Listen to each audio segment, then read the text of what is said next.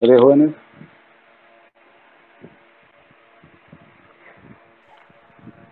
Me Buenas tardes, confirman doctor. que, ok, me confirman que se escucha bien, por favor. Ok, bueno, pues este día la clase pues es un poquito corta, pues vamos a abordar el componente que nos faltaba de el esqueleto apendicular. Ya vimos la parte pues del miembro superior, pues ahora vamos a ver la parte del miembro inferior, en el cual pues ya son menos estructuras que describir, por lo tanto pues espero terminar pues la clase pues en esta sesión. Eh, Vamos a ver que algunas cosas cambian en cuanto a la cintura escapular y la cintura pélvica. Vamos a ver que algunas cosas que dábamos por hecho en la cintura escapular van a ser un poquito diferentes en la cintura pélvica.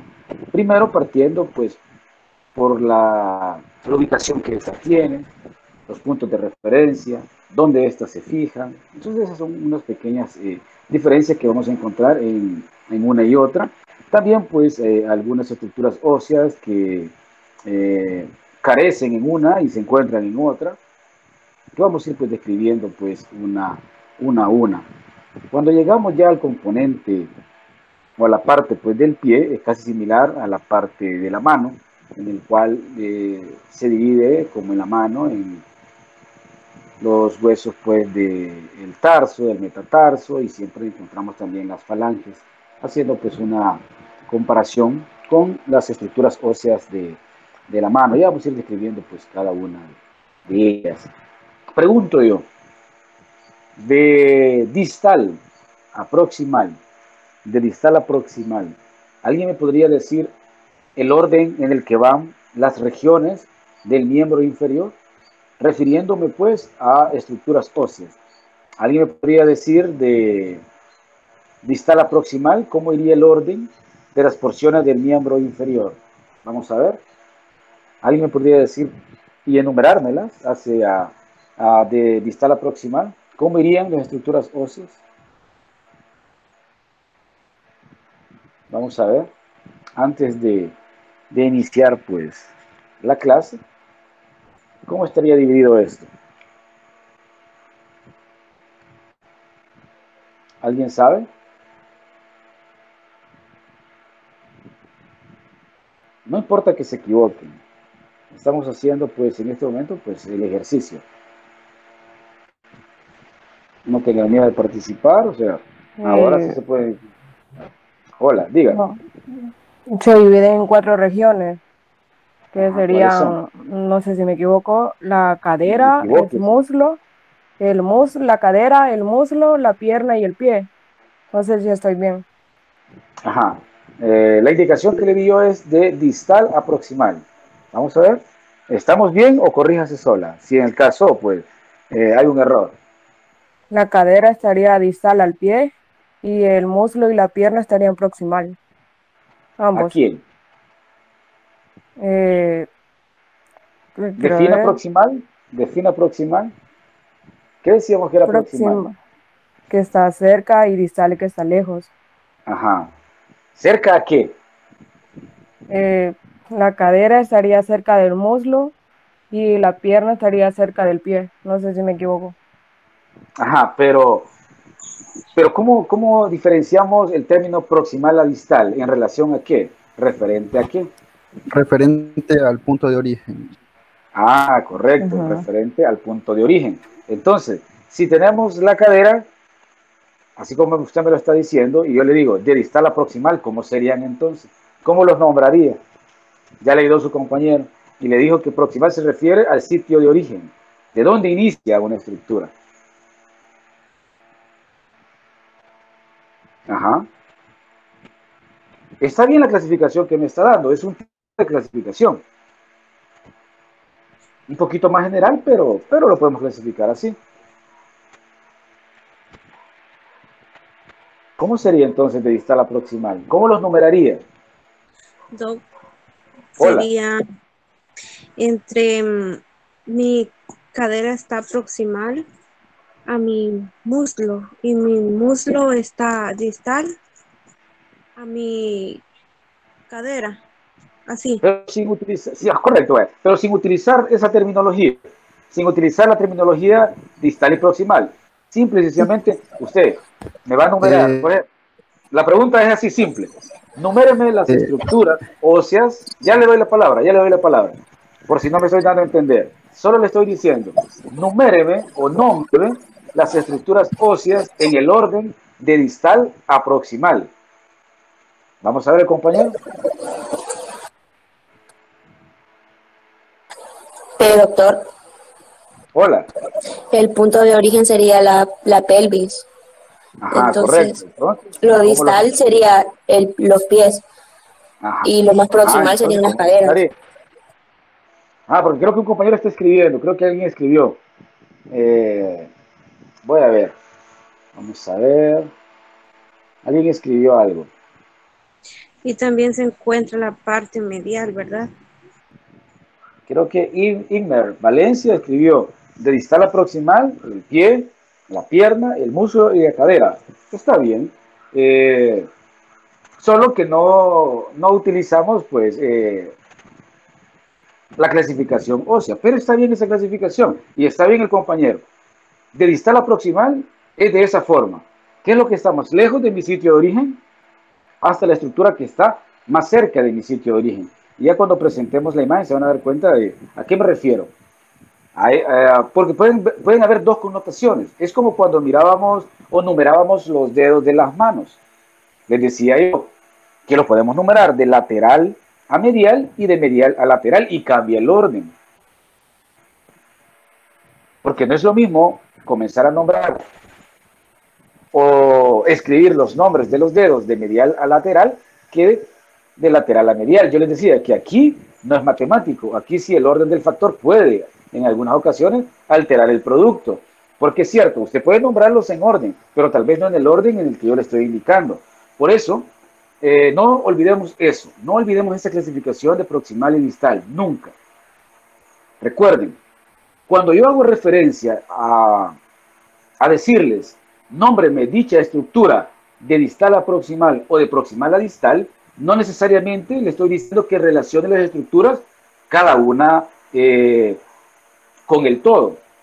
Por ejemplo, ustedes estaban utilizando la cadera está más proximal al muslo, el muslo está más proximal que la pierna y la pierna está más proximal al pie, podemos decirlo de alguna manera, quizás como me entendieron ustedes, pero lo podemos simplificar. Lo podemos simplificar. ¿De qué manera? Si en la indicación solo le estoy diciendo yo, numere estructuras de distal a proximal o de proximal a distal, no le estoy diciendo implícitamente que me relacione cada una de las estructuras que cuál está más cerca de otra, sino, en pocas palabras le estoy diciendo, enuméreme de abajo hacia arriba las estructuras del miembro inferior. Eso le estoy diciendo en pocas palabras cuando le digo enumere de distal a proximal. Es como que si yo le diga, mencione de abajo hacia arriba las estructuras que componen el miembro inferior. Eso le estaba diciendo yo. Pero claro, se lo estaba diciendo con terminología médica. Pero para darme a entender, les hago la aclaración. Es como que les diga yo, enuméreme de la estructura más superior a la más inferior los huesos de la pierna. Entonces él tiene que decir, el que está más arriba es el fémur. Después del fémur viene la tibia. Después de la tibia viene el tobillo. Después del tobillo el pie y hasta los dedos. Entonces, a eso quiero llegar. Que no se compliquen porque lean tecnicismos médicos. Ustedes, mientras no les diga yo relacione esta estructura con otra, usted no debe utilizar eso de cadera es proximal al muslo, el muslo es proximal a la tibia y la tibia es proximal al pie. No, simplemente le dije yo, numérelo, de abajo hacia arriba, eso le estaba diciendo yo. Así que como lo digo, uno de sus compañeros escribió y puso pie, pierna, muslo y cadera. Está bien, es una clasificación, no de estructuras óseas, sino de todo el miembro inferior. Ya vamos a ver cuál es esa clasificación ósea cuando hablamos ya sea de proximal a distal o distal a proximal. pero no me refiero a que estén relacionando cada una de esas, a menos que yo le diga, relacióneme cómo se encuentra la tibia con respecto al peroné. Ahí sí, ahí sí usted va a utilizar alguna terminología médica. Pero si yo solo le digo, de distal a proximal, numere las estructuras, usted solo las nombra, en orden ya sea ascendente o en forma descendente. ¿Se comprende? ¿Se comprende cómo era la pregunta? Sí. Sí, porque a veces erramos, correcto, a veces erramos en los exámenes porque no entendemos la pregunta. Entonces, por eso me tomo el tiempo de explicar esas situaciones, porque a veces está tan fácil la respuesta, pero no comprendemos bien lo que me están preguntando y contestamos mal. Y después decimos, híjole, si se me la sabía, pero la erré porque no me fijé en ese detalle. Entonces, no lo vean así tan feo. A veces se escucha feo y uno no comprende. Bueno, ¿qué me está preguntando? ¿De proximal a distal qué es eso? ¿O distal a proximal qué es eso? Es eso. Como que yo le diga, numéralo de arriba hacia abajo o lo numere de abajo hacia arriba. Eso lo estoy diciendo yo con distal y proximal. Bueno, vamos a comenzar pues con la cintura pélvica. Creo que ya nos conectamos pues la mayoría. Ya creo que ya tenemos pues un tiempo un poquito prudencial, así que vamos a iniciar.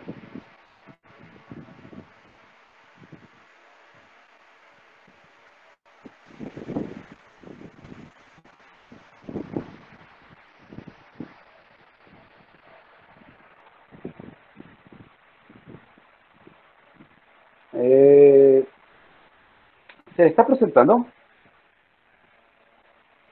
Sí, doctor. Sí. Ok, bueno, similar como en el miembro superior, tenemos también una cintura pélvica. ¿Qué me está uniendo? Pues a mi extremidad, por decirlo así, inferior, al eje de mi cuerpo.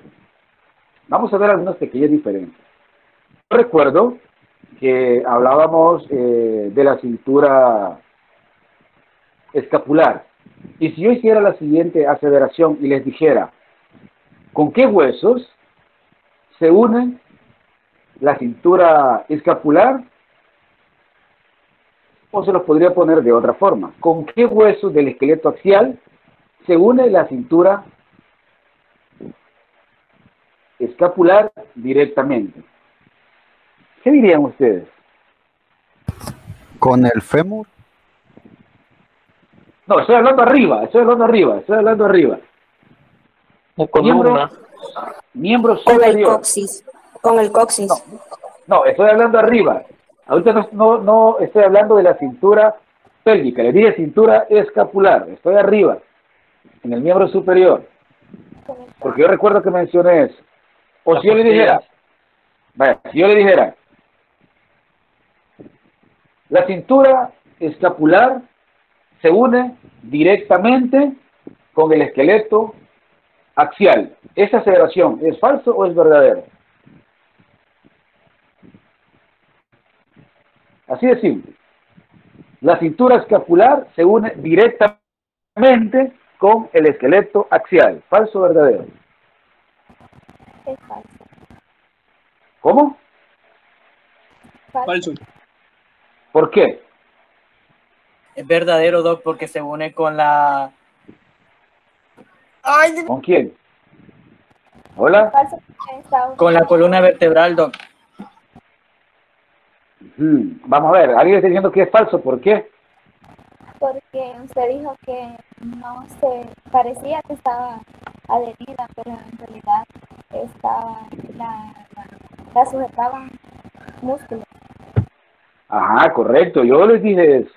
Yo dije que aunque pareciera que sí se une al esqueleto axial, no se une directamente al esqueleto axial, sino que está suspendida, pero sí está adherida a tejidos blandos.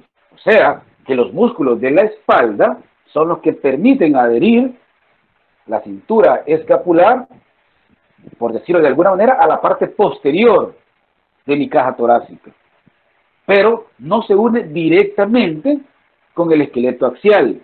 Directamente no, porque no hay ninguna articulación entre la escápula y las costillas. No hay ninguna articulación entre la escápula y las vértebras. Porque recuerden, miramos nosotros la posición de la escápula y nunca la escápula se une pues a las vértebras, sino que quedaba suspendida. Nunca la tocaba. En la parte, estoy hablando de la parte medial de la escápula. En la parte medial de la escápula. Entonces recuerden esto. Estoy recordando esto porque el esqueleto de la cintura pélvica es lo contrario. Esta sí se une directamente con el esqueleto axial. Y ya vamos a ver en qué puntos. Bueno, y de hecho ustedes lo están viendo ahí. ¿Qué estructura de la que están viendo acá pertenece al esqueleto axial? Vamos a ver. ¿Qué estructura de la que están viendo ahí pertenece al esqueleto axial? Ajá. Sacro.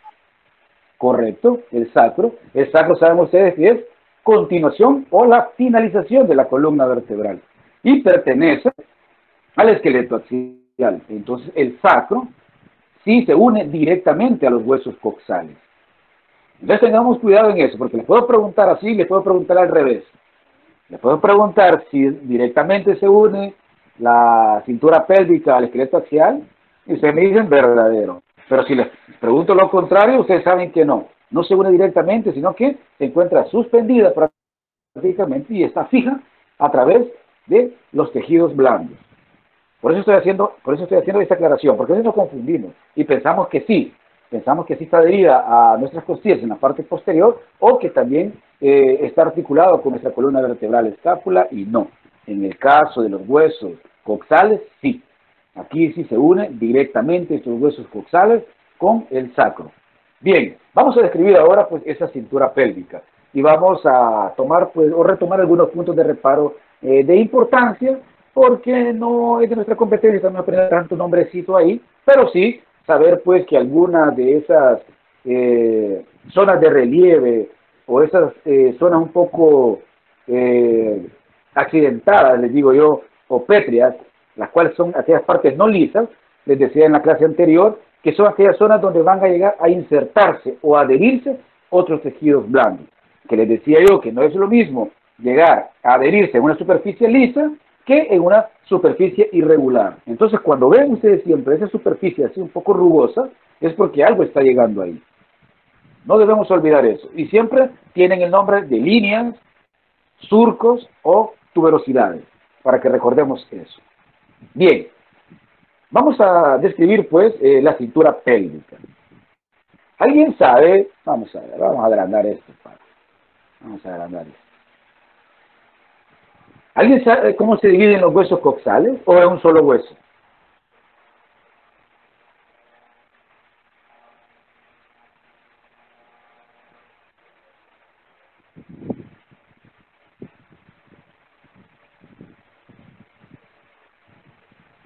Ajá. ¿Se dividirá? No, son vértebras fusionadas.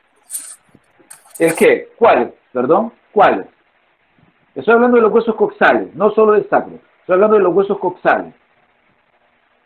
Los huesos coxales son aquellos que no pertenecen al sacro. Creo que... ¿Perdón? Casi no le entendí. Creo que ahí va Hola. pubis e ilion. Ah, ok, bueno, ya vamos a ver si es cierto lo que dice su compañero. Que ahí va el ilion y el... Uy, dijo, ¿verdad? Vamos a comenzar para describir.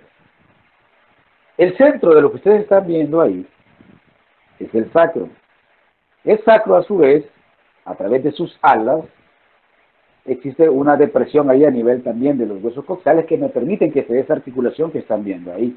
Una articulación del lado derecho y una articulación del lado izquierdo.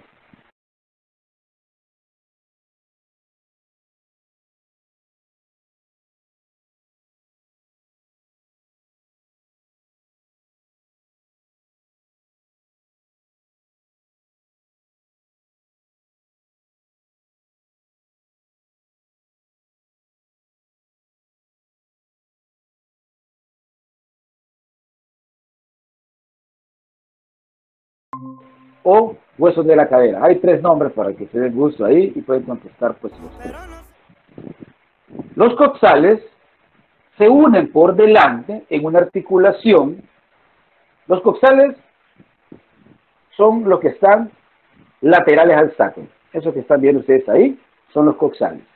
Ahí pueden ver los nombres. Se dice coxal, haciendo referencia a todo el hueso.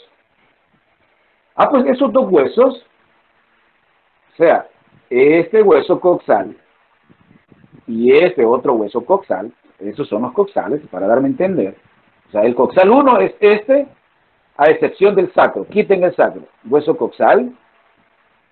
Y hasta aquí inicia también el otro hueso coxal, quitando al sacro. Entonces, esos dos me forman la cadera, los dos huesos coxales. Esos dos huesos coxales se unen por delante en una articulación que se conoce como sínfisis del pubis, o sea, ese anillito que ustedes están viendo ahí. Ese anillo gris que ven ahí es un cartílago. Ese cartílago está uniendo por delante los dos coxales para formarme lo que conocemos o lo que se conoce como sínfisis del pubis. Es la parte más anterior que tienen ustedes de la cadera. Esa sínfisis del pubis muchas veces es la que nos golpeamos cuando andamos en bicicleta y nos caemos y pegamos con la parte frontal de la pelvis y que es un dolor un poco exquisito, o sea, duele bastante. Entonces, esa estructura es la que usted se golpea cuando tiene un tipo de accidente de ese tipo, o cuando le cae que un balón, o le pega un manotazo en un partido de fútbol o en un deporte de contacto y le golpean esa zona dolorosa es la sínfisis del pubis, donde se está uniendo los dos huesos coxales por delante. Por atrás, el hueso o los huesos coxales se unen al sacro en una articulación que recibe el nombre de, vamos a ver, ¿cómo se llamaría? Uniendo el sacro con el hueso coxal. ¿Cómo le pondrían ustedes a esa articulación? Tenemos una articulación derecha y una izquierda. Serían las dos líneas que ustedes están viendo ahí. Ahí es donde se están uniendo los dos huesos coxales. Vamos a ver, pónganle el nombre de esta articulación. Tenemos la de abajo que se llama sínfisis del pubis. ¿Cómo se llamará la del sacro y los huesos coxales? Sacrocoxal. ¿Cómo? ¿Hola? ¿Cómo dijo? Podría ser sacrocoxal. Es que se le corta. No le escucho, solo escucho que me dice sacro, pero no. Sacrocoxal. Bueno, está bien, ¿verdad? O sea, un muy buen nombre utilizando puntos de reparo. Sacrocoxal, correcto. O sea, haciendo referencia a los términos anatómicos, está bien. Lo único que aquí hace referencia a uno de los huesos que mencionó su compañera, que es el hueso de la parte superior de estos huesos coxales, que se llama ilion. Entonces ahora cámbiamelo. Ahora ya le dije cómo se llama ese hueso ilion. Entonces dígame cómo se llama entonces la articulación. ¿Hola? Sacroilial. Sacroilial si nos referimos a una, pero las tomamos en plural y vamos a decir sacroiliacas.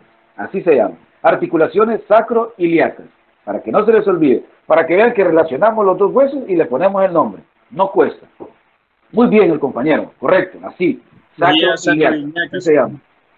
Correcto. Articulaciones sacroiliacas. Las que se están formando en la porción posterior del hueso coxal. Entonces tenemos la región anterior, sínfisis del pubis. En la región posterior tenemos las articulaciones sacroiliacas, que me están uniendo los huesos coxales en la parte posterior, o sea, en la parte de atrás con el sacro. Bien, ¿hola? El anillo completo,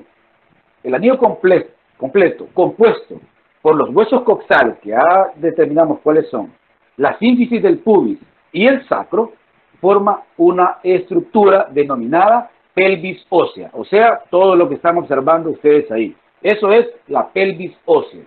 La pelvis ósea está formada por el sacro, por delante, por la sínfisis del pubis y por los huesos coxales. Pelvis ósea, no se les olvide. El anillo completo, o sea, toda esa formación que ustedes están viendo ahí, los huesos coxales, la sínfisis del pubis y el sacro, forman la estructura ósea que recibe el nombre de pelvis ósea. Desde el punto de vista funcional, esa pelvis ósea suministra un sostén resistente y estable a la columna vertebral y sirve también de protección para órganos abdominales internos. Recuerden esa función, porque yo se las puedo cambiar y yo les puedo decir, en una pregunta de falso y verdadero, les voy a adelantar. Desde el punto de vista funcional, la cintura escapular suministra un sostén resistente y estable a la columna vertebral. ¿Eso es falso o verdadero? Verdadero. ¿Alguien más? ¿Es verdadero o es falso? Vamos a ver. Vuelvo a decir, vamos a ver. Desde el punto de vista funcional, la cintura escapular suministra un sostén resistente y estable para la columna vertebral. ¿Falso o verdadero? Ajá. ¿Falso o verdadero? Falso. ¿Por qué? ¿Por qué es falso? Dígale. Porque dijo la cintura escapular, no tendría que ser la cintura pélvica. ¿Verdad? Correcto, correcto. Acuérdense, aquí estamos considerando el conocimiento que ya tienen de todos los huesos. O sea, cuando hablamos de anatomía, pensemos en todo. No nos enfrasquemos solo en el tema que estamos viendo. Correcto, eso es falso. Es falso, ¿por qué? Porque ya les dije que la cintura escapular no se une directamente con la columna vertebral. Entonces, si no se une directamente con la columna vertebral, no puede servirle de un sostén, porque ni siquiera se está articulando con ella. La que sí le suministra sostén y resistencia a la columna vertebral es la pelvis ósea, que es la cintura pélvica. No es lo mismo, jóvenes, no es lo mismo cintura pélvica que cintura escapular. Cintura escapular es escápula y cintura pélvica es pelvis. Son dos cosas diferentes, aunque las dos son cinturas, pero tienen nombre propio. Uno es en referente a la escápula y otra cosa es referente a la pelvis, para que no se me vayan en cositas así. Por eso estoy haciendo este tipo de preguntas, para que a la hora del examen no se me confundan y que no solo lean por leer y digan, ah, sí, esto es. No, detengámonos un poquito y vemos que a veces hay cascaritas, como les digo yo. A veces hay una cascarita y que digo yo, híjole, no leí bien. La sabía, pero no leí bien. Entonces, para eso. Bueno, muy bien la compañera por la observación. Correcto. La cintura pélvica es la que genera ese sostén. Aparte, esa cintura pélvica da protección a órganos inferiores de la cavidad abdominal o de la cavidad abdominopélvica. La cintura de la pelvis ósea también conecta los huesos de los miembros inferiores con el esqueleto axial, quizá de una forma indirecta. ¿Cuál sería el primer hueso del miembro inferior que estaría conectado con los huesos coxales? Vamos a ver. ¿Cuál sería el hueso que está proximal a los huesos coxales? ¿Cómo se llama ese hueso? El fémur. El fémur, correcto, el fémur. Vamos a ver. Aquí hay una estructura en celeste. ¿Qué pasa si hay algo celeste ahí? ¿En qué pienso? Hay cartílago. Cartílago. Hay cartílago. Ah, correcto. Hay cartílago. Y si yo pienso en cartílago, es porque ahí lo más probable es que va a haber una articulación. Va a haber una articulación, ¿por qué? Porque entonces esa zona se está protegiendo de la fricción de hueso con hueso. Entonces eso debo pensar yo. Siempre que veo algo celeste, lo relaciono con cartílago. Y ese cartílago yo hago referencia. Ah, si hay cartílago ahí, quiere decir que otra estructura ósea está llegando ahí y sirve como de colchoncito. Esa estructura que ustedes ven ahí, en celeste, se llama acetábulo. Ese acetábulo, van a ver más adelante, que sirve para que llegue una estructura del fémur, que vamos a ver a continuación. Pero hago referente porque lo vamos a ver un poquito abajo. Ahí solo lo están viendo de una forma frontal y parte pues ven el acetábulo de una forma lateral. Bien, cada uno de estos huesos coxales, vamos a decir que en etapa infantil, estos huesos coxales que estamos viendo ahí, el derecho y el izquierdo, no están fusionados en los niños. No están fusionados y como lo dijo la compañera, ese hueso coxal que vemos lo podemos dividir en 3 regiones, o sea, 3 huesos diferentes. Porque se espera que estos, al igual que el sacro, que se osifica, que ustedes saben que eso es la unión de 5 vértebras que se han fusionado, ese sacro, lo mismo pasa con los huesos coxales. Son 3 huesos que se han fusionado y que se espera que esa fusión se dé totalmente alrededor de los 23 años. Alrededor de los 23 años yo espero que ese hueso coxal sea uno solo, que no esté dividido en esos 3 o no se haya fusionado. Si bien cada uno de estos huesos funciona como un hueso único, vamos a decir que los podemos describir de una forma individual, y es lo que vamos a ver a continuación. Hay un montón de puntos de reparo, pero no nos vamos a detener en eso, sino pues en la importancia. Ahí pueden observar ustedes una vista lateral del hueso coxal. Podemos ver la parte de arriba, la parte más café, o la parte amarilla, si lo vemos de ese punto, y esa parte superior del hueso coxal es el ilion, es lo que llamamos como el ilion. La parte posterior, o sea, podemos decir la parte posterior inferior de ese hueso coxal, o sea, la parte de atrás de ese hueso coxal, es el isquion, ahí lo están viendo en color rosado. Y la parte antero inferior, o sea, la parte anterior pero inferior de ese hueso coxal, es el pubis. Y esos son los 3 huesos que me están formando el hueso coxal. En los niños, este hueso coxal está de esta manera. No está fusionado. Y está conformado por esos 3 huesos. Lo vuelvo a repetir. Los huesos coxales son la suma o la fusión de 3 huesos. ¿Cuáles son? El ilion, por arriba, o el más superior y el más grande, el ilion. En la parte postero inferior está el isquion y en la parte antero inferior está el pubis. Y es lo que ustedes están viendo acá fusionado. La parte de arriba podemos decir que es el ilion, la parte más de enfrente, donde ven unas tipo alas, eso sería el pubis, y la parte más atrás, donde ven unos agujeritos, como un antifaz, ese sería parte ya del isquio, la parte posterior. Aunque ese agujero se forma por la unión de las dos, de 2 salientes, por decir así. A nivel superior y anterior serían por las alas de el pubis, y por la parte de atrás serían por las ramas del isquion. Y es lo que ustedes pueden ver acá, es lo que les estoy diciendo.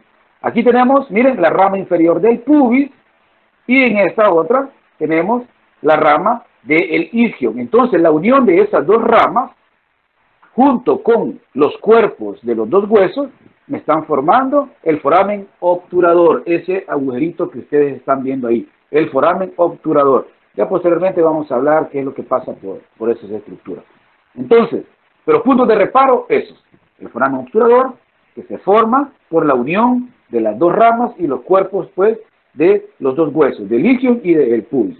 Ahora tenemos una cavidad, esa cavidad de 3 colores, que se llama acetábulo. Ya vamos a describir qué es eso, qué es ese acetábulo.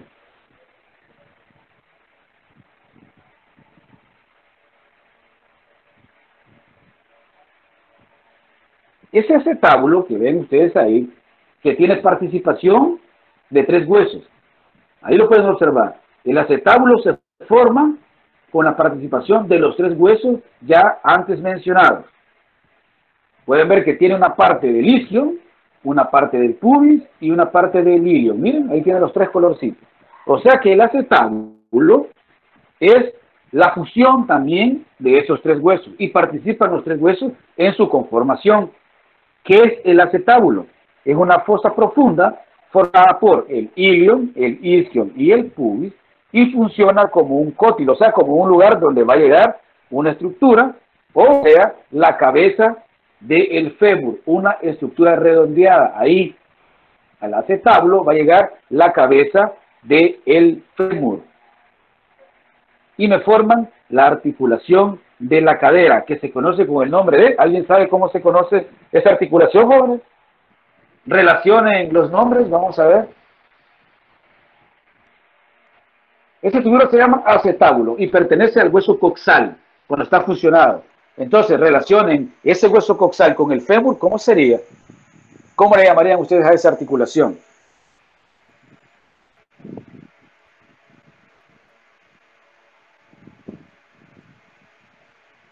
Coxofemoral podría ser.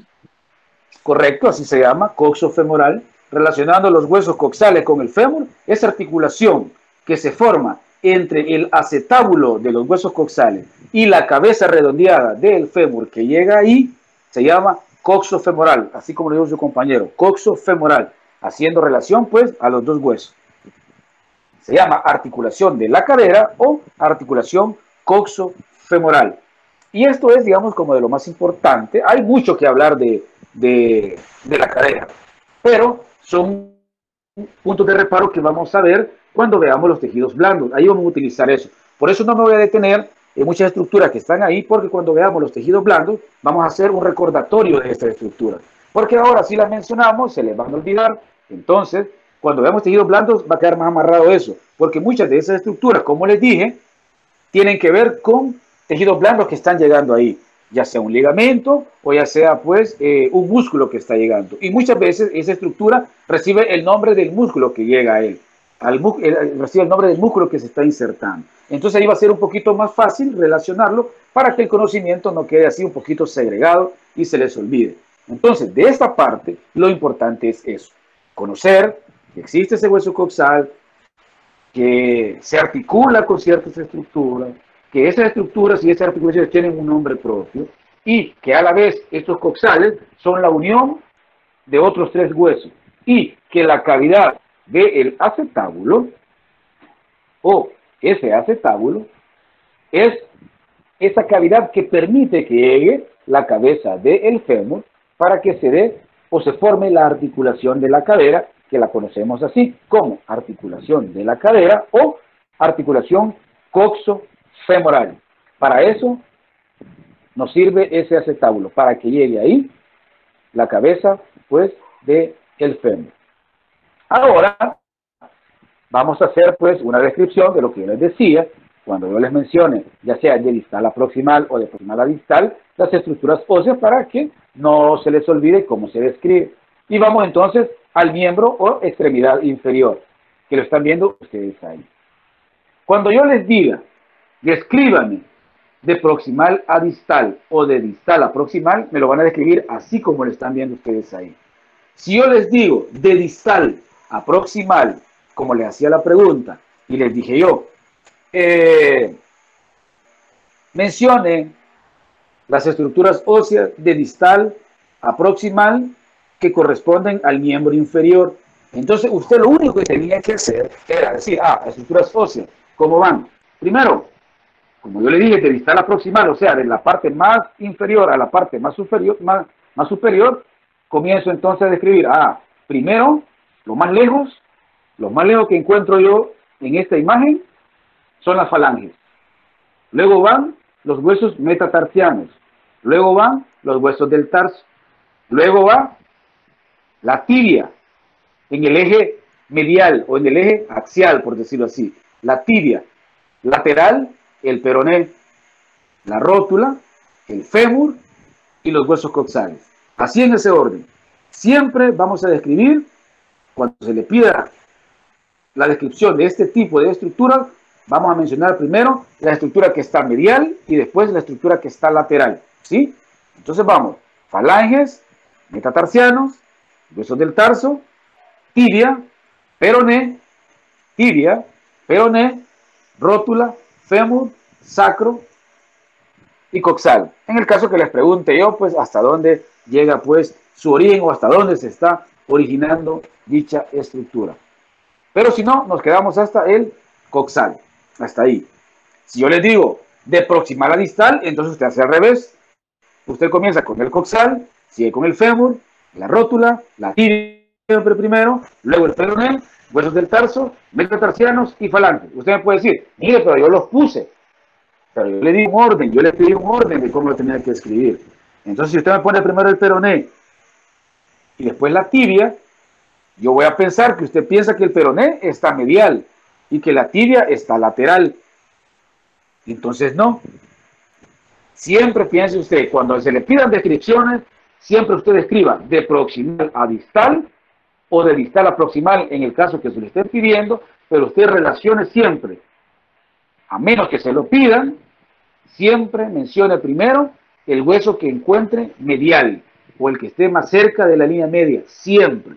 Siempre acostúmbrese a eso, a menos en situaciones o en excepciones, como les mencioné, como en el caso de enumerar los dedos, que vamos a ver que en la mano se enumeran de una forma y en el pie se enumeran de otra, salvo en esas excepciones. Pero de lo contrario, si a usted no le están diciendo que haga excepciones, entonces usted lo hace de esa forma, topográficamente y usando los términos direccionales, siempre. No se les olvide, por eso es que vimos esos términos direccionales. Entonces, cada miembro inferior o extremidad inferior tiene 30 huesos. ¿Y cuántos tenía el miembro superior? ¿Cuántos huesos tenía el miembro superior?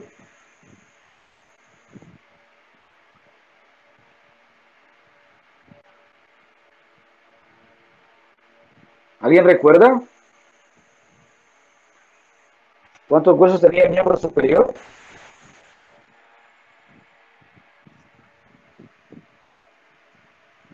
¿No recuerdan?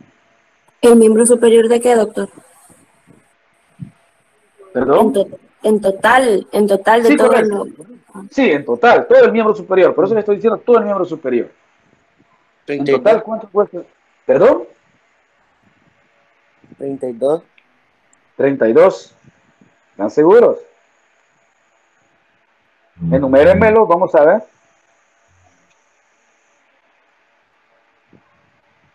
26. Uniendo los dos, pues claro. Uniendo los dos, claro, ¿verdad? Uniendo los dos. 64. ¿Será? Hagamos la cuenta, vamos a ver, vamos a hacer la cuenta entonces. La pongámosle, describamos uno, vaya. Describamos uno y después le sumamos el par, porque recuerden que son pares. Vaya, tenemos la escápula, aunque no pertenece directamente, claro, ¿verdad? No pertenece directamente al miembro superior, pero desde las cinturas pélvicas, por decirlo de alguna manera. Tenemos de un solo lado la escápula, la clavícula, el húmero, el cúbito, el radio, y después que vuelva. El carpo. ¿Cuántos son? Metacarpo, Los del carpo, ¿cuántos son?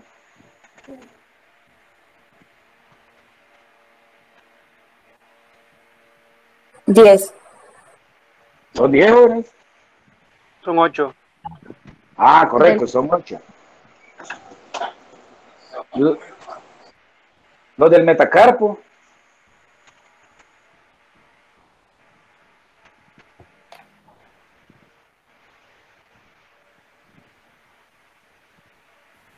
¿5? ¿Cómo? 5. 64 creo que es. En los pares, ¿verdad? Pues sí, entonces. ¿Cuántos son de un solo? Pues? De un solo miembro, vaya. Digamos, del miembro superior derecho, vaya. Y quitemos la escápula y la clavícula, vaya. Quitemos la escápula y la clavícula. Y dejemos solo el miembro inferior, no la cintura escapular. ¿Cuántos le salen?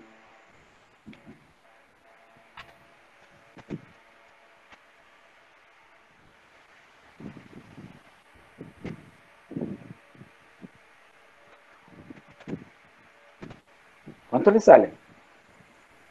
Ajá. Quitando la clavícula. ¿Perdón? Aparte del metacarpo, que no eran 5. No por eso, pero ¿cuántos le suman?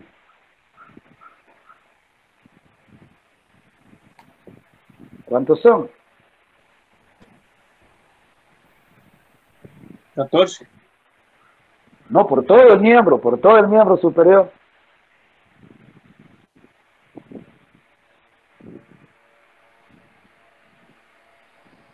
Vale, tal vez nos recordamos cuando vemos esto. Pues.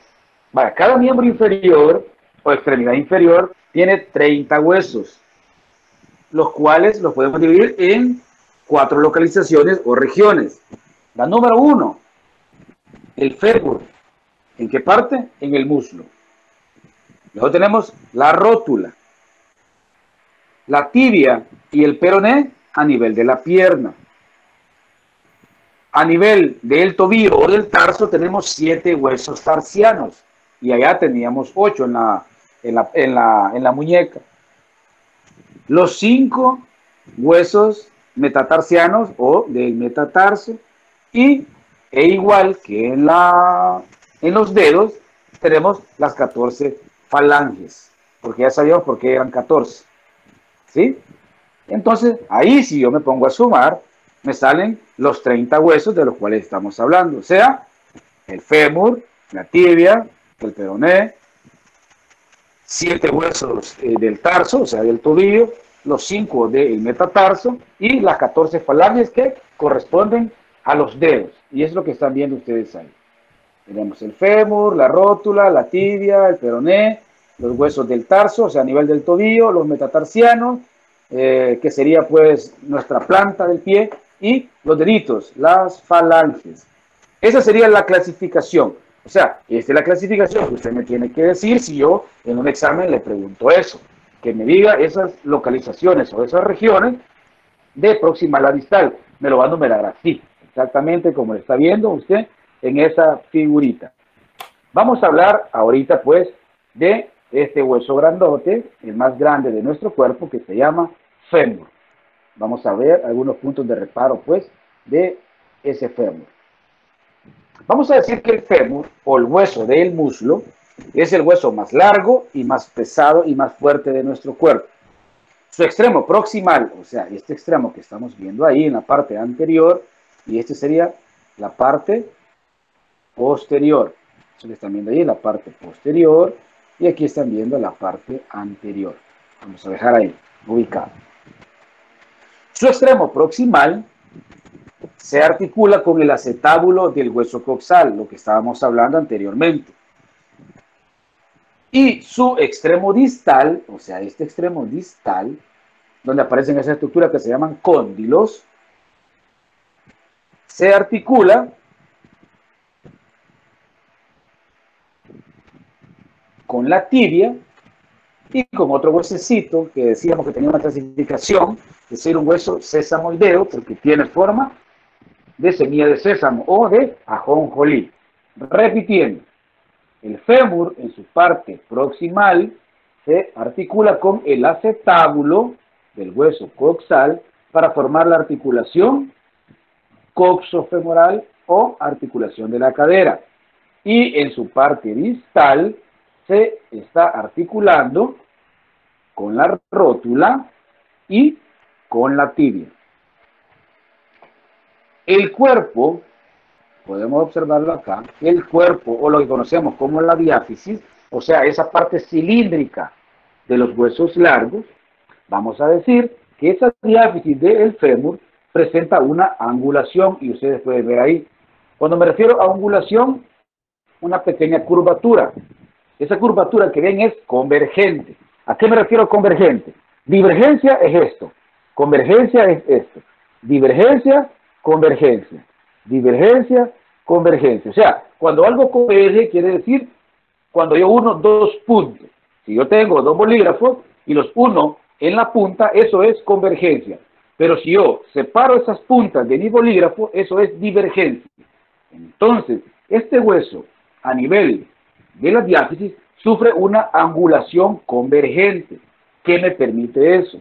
Eso me permite que mis rodillas se junten a nivel de la línea media. Esta angulación me permite tener una mayor distribución del peso corporal para mantener el equilibrio y también para tener una mayor distribución de todo el peso de mi cuerpo. Les decía yo, no es lo mismo un hueso recto, que es más frágil para tanto una fractura, un traumatismo, que el cual tenga pues estas curvaturas, porque eso hace que haya una mayor distribución del peso. Entonces por eso es que este fémur, a nivel pues, de su diáfisis, sufre esa angulación convergente. Y eso es lo que hace pues que las articulaciones a nivel de la rodilla estén más cerca de la línea media que la articulación de la cadera. Y ustedes lo pueden ver ahí. Está más separado el fémur en su extremo proximal que en el extremo medial. Ahí se está juntando. Y a eso se refiere a esa angulación que tiene la diáfisis para permitir eso, que las rodillas estén más cercanas a la línea media. Este ángulo de la diáfisis femoral es mayor en las pelvis femeninas. ¿Qué quiere decir esto? Que la pelvis femenina es más ancha que la de la pelvis masculina. Eso es así. La pelvis de las mujeres son un poquito más anchas que las pelvis femeninas, por lo cual esta angulación que sufre la diáfisis de este hueso es un poquito más marcada, es un poquito más pronunciada. Y la función es esa que les acabo de mencionar. Vámonos para el extremo proximal. Igual, así como miramos nosotros puntos de reparo cuando vimos nosotros el húmero, igual va a pasar con el fémur. Tiene esa saliente que podemos percibir ya sea a simple vista o cuando nosotros nos palpamos nuestro cuerpo. En el extremo proximal del fémur, o sea, en esta zona de acá, es la zona proximal. Consiste principalmente en esa cabeza redondeada que hemos estado describiendo. Esa cabeza que se articula con el acetábulo del hueso coxal. Ustedes están viendo ahí, la cabeza del fémur está llegando a esa depresión que conocemos como acetábulo, que pertenece pues al hueso coxal para formar la articulación que ya conocemos, la articulación de la cadera o la articulación coxofemoral. La cabeza presenta una pequeña depresión denominada fosita de la cabeza femoral. En esta imagen no la podemos observar, pero es como que si nosotros estuviéramos viendo la parte anterior de esta cabecita, o sea, ahí por donde está esa línea, donde dice cabeza, pues en la parte anterior de esa cabeza hay una depresión, o sea, hay un agujerito. Ese agujerito que presenta el centro de la cabeza del fémur se llama fosita de la cabeza femoral. ¿Por qué? Porque es un agujerito que está en el centro de la cabeza del fémur. ¿Para qué sirve? Sirve porque ahí el ligamento de la cabeza del fémur conecta la fosita de la cabeza femoral con el acetábulo del hueso coxal. O sea, que ese agujerito sirve como sitio de origen donde se va a llegar a insertar un ligamento que me ayuda para fijar la cabeza del fémur al hueso coxal y este no se me salga de la articulación. Para eso sirve esa fosita que les estoy mencionando. La fosita de la cabeza femoral es porque el ligamento de la cabeza del fémur conecta a esa fosita con el acetábulo del hueso coxal y lo que permite es que no se me salga esa cabeza de su articulación. Me sirve como un punto de fijación. Ahí, en esa fosita, es donde está llegando ese ligamento que recibe el mismo nombre. Ligamento de la cabeza del fémur. Y me permite la fijación de esa estructura con el hueso coxal. Justo abajo de la cabeza, o sea, esa parte celeste en la cabeza, justo por abajo hay una zona que se hace un poquito más estrecha. Esa zona que se adelgaza es el cuello del fémur. Es una región que está justo por abajo, pues, de la cabeza del hueso femoral. Esta zona, al igual como cuando hablábamos nosotros del cuello quirúrgico en el húmero, también esta zona es frágil y hay una gran incidencia de las fracturas. La mayor parte de las fracturas de cadera son a nivel de esa zona, ahí donde dice cuello, el cuello del fémur. Es la zona que más se fractura con mayor frecuencia. Por eso hacía referencia a el cuello quirúrgico que les decía yo en el húmero, que le habían puesto así porque también el húmero sufre pues una gran incidencia de fracturas a ese nivel. Entonces lo mismo pasa a nivel del cuello del fémur. La mayor parte de estas fracturas de cadera son a nivel pues de ese sitio. Justo por arriba de ese cuello observamos dos salientes, una lateral que se llama trocánter mayor y una pequeña que se llama trocánter menor, lo que están viendo ustedes ahí. Ahí están viendo la parte anterior. En esta imagen están viendo la parte posterior de este trocánter. Ahí está, miren, el trocánter menor, esa saliente inferior, y el trocánter mayor, esa saliente más superior. Y ahí pueden ver los dos.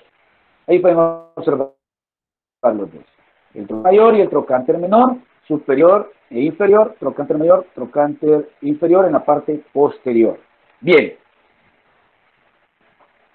El trocánter mayor y el trocánter menor son proyecciones que se originan de la zona de unión de la cabeza y el cuello del fémur. Ahí lo están viendo. Justo abajito de eso se están formando los dos trocánteres. ¿Para qué sirven estos trocánteres mayores? Sirven como puntos de inserción para grupos musculares de los músculos de la cara lateral de este. Para eso sirve. Sirve como punto de inserción para los músculos de la cara lateral del muslo. Para eso sirven esos trocánteres. Y como ven ahí, son un poquito irregulares. Es lo que les decía yo, son un poquito pues irregulares. Porque son zonas en las cuales me está permitiendo que estén llegando pues diferentes grupos de músculo, en este caso pues tejidos blandos. ¿De qué músculos principalmente? ¿De qué músculos principalmente? Sirven, pues, les decía, como puntos de inserción para aquellos tendones de los músculos propios, tanto del muslo como de la nalga. Músculos tanto del muslo como de la nalga son los que están llegando a adherirse o a insertarse a esos trocánteres que están viendo ahí, al trocánter mayor y al trocánter menor. El trocánter mayor, o sea, esta estructura grandota que están viendo ahí, es la prominencia que se palpa y se observa por delante de la depresión en los costados de la cadera. O sea, lateral, nosotros tenemos como una depresión a nivel de los glúteos, de una forma lateral. Pues esa depresión que tenemos en la parte más lateral, nos podemos palpar nosotros el trocánter mayor. Este trocánter mayor es un punto de reparo anatómico utilizado con frecuencia para localizar el sitio de las inyecciones intramusculares que las ponemos a nivel de la cadera. Se observa el inyectado, muchas veces siente que le están palpando a nivel lateral. Entonces la persona que lo va a inyectar, cuando todavía no está, pues, o no tiene mucha experiencia, le palpa ese punto de reparo, porque eso le está indicando más o menos la distancia que debe de tomar desde ese punto de reparo para su glúteo para poderle inyectar de una forma correcta. Entonces, eso que le tocan de esa forma lateral, para medirle a dónde le van a poner la inyección, eso que le están tocando es el trocánter mayor. El trocánter menor es inferior y medial al trocánter mayor. Ustedes están viendo ahí, el trocánter mayor está lateral y el trocánter menor está medial. Entre las superficies anteriores, o sea acá, entre las superficies anteriores del trocánter mayor y del trocánter menor, ven una línea, como una línea que los está uniendo a los dos, o sea, esa zona que están viendo ahí, esa línea oblicua, por decirlo de alguna manera. Esa línea oblicua se llama línea intertrocantérica. ¿Qué es lo que está diciendo? En medio de los dos trocánteres, eso se está diciendo. Línea intertrocantérica, o sea, una línea que pasa en medio de los dos trocánteres. En la parte posterior, aquí tenemos la línea intertrocantérica, pero en la parte posterior, eso ya no se vuelve una línea. En la parte posterior se vuelve una estructura un poquito más gruesa, que recibe el nombre de cresta. Es un relieve denominado cresta intertrocantérica. Aparece también entre las superficies posteriores de los trocánteres, y ahí lo pueden ver. Ahí esa parte más gruesa es la cresta intertrocantérica, y en la parte anterior, que solo ven una línea, esa es la línea intertrocantérica. Entonces, la línea intertrocantérica la puedo observar en el fémur, en la cara anterior, y la cresta intertrocantérica la voy a observar yo en la cara posterior. Por debajo de esa cresta que estoy viendo ahí, lo que están viendo ustedes ahí, esa superficie abultada que ven, eso es la cresta intertrocantérica. Entonces, justo por debajo de esa cresta, voy a observar en la parte posterior del fémur, una tuberosidad. Una tuberosidad que recibe el nombre de tuberosidad glútea. La tuberosidad glútea se une esta descendiendo, esta cresta vertical, si yo me la llevo hacia abajo, se conecta con otra estructura, esa tuberosidad glútea, se conecta con otra estructura que se llama línea áspera. Miren todo eso que ven ustedes ahí un poco como rugoso. Eso es lo que se conoce como la línea áspera. Ambas, tanto la cresta como la línea, sirven como puntos de inserción de los tendones de varios músculos del muslo también. O sea, desde la tuberosidad glútea hasta la línea áspera descendiendo, todo eso que vemos un poquito así accidentado, pétreo, cuando me refiero a pétreo, algo pedregoso, por decirlo así, entonces esas dos estructuras sirven como sitios de inserción de los músculos del muslo, eso que están viendo ahí. La tuberosidad glútea se continúa hacia abajo hasta formar lo que es la línea áspera que ustedes están viendo ahí. Bueno, y esos son los puntos de reparo más evidentes que podemos nosotros describir a nivel, pues, de el fémur. En el extremo distal, o sea, en este extremo, en el extremo distal, el fémur está formado por el cóndilo medial, y ahí lo pueden observar ustedes. Ahí tenemos el cóndilo medial, el cóndilo lateral, el epicóndilo lateral y el epicóndilo medial. Eso no es nada más epi arriba, lo que estoy diciendo es que está arriba del cóndilo. Eso es epicóndilo, estructura que está arriba del cóndilo. Por eso es que las estructuras más grandes, estas masas laterales que usted ve a cada lado de la terminación del fémur, es lo que conocemos como el cóndilo. Y tenemos un cóndilo lateral y tenemos un cóndilo medial. Así como también arriba de estos tenemos un...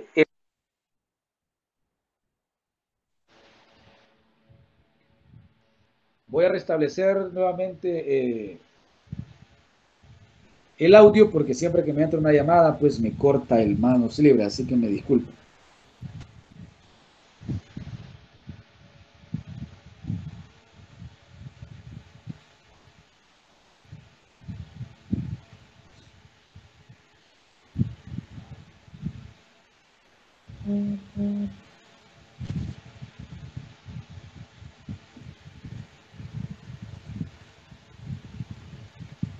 Ya restablezco el audio, jóvenes.